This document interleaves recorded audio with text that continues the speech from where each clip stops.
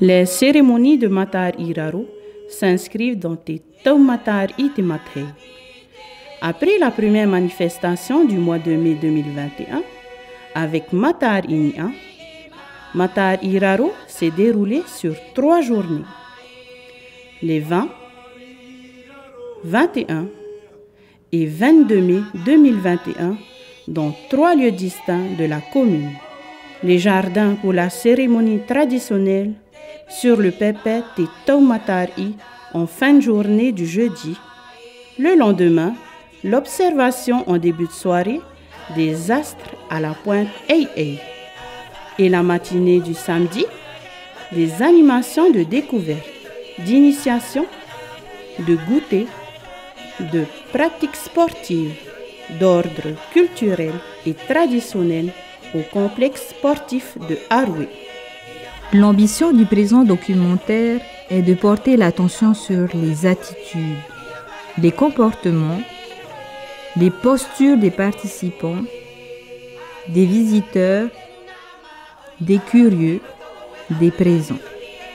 Qu'il s'agisse d'une pose, d'un trait de visage, d'une grimace, d'un sourire, d'une maladresse ou d'une position, etc., tous ont un point commun, le non-dit.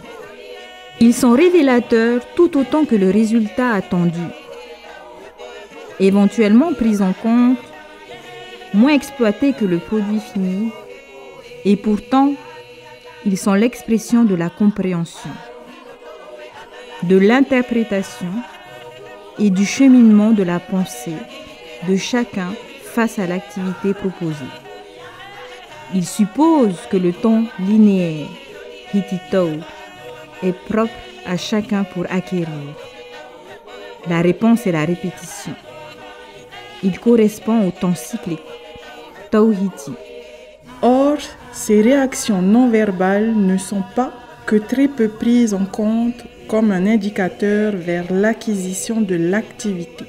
L'animateur est bien souvent concentré sur le contenu et sur le résultat, mais peu sur ce processus ressenti et exprimé de la transmission de la connaissance. L'objet donc de ce court-métrage est d'attirer l'attention sur cette dimension. Elle détermine la qualité relationnelle du locuteur vers l'interlocuteur. Le premier montre qu'il a parfaitement saisi l'information de l'interlocuteur. Cette relation enclenche une dimension humaine favorisant l'estime de soi. L'animateur tient tout autant au résultat matérialisé souhaité.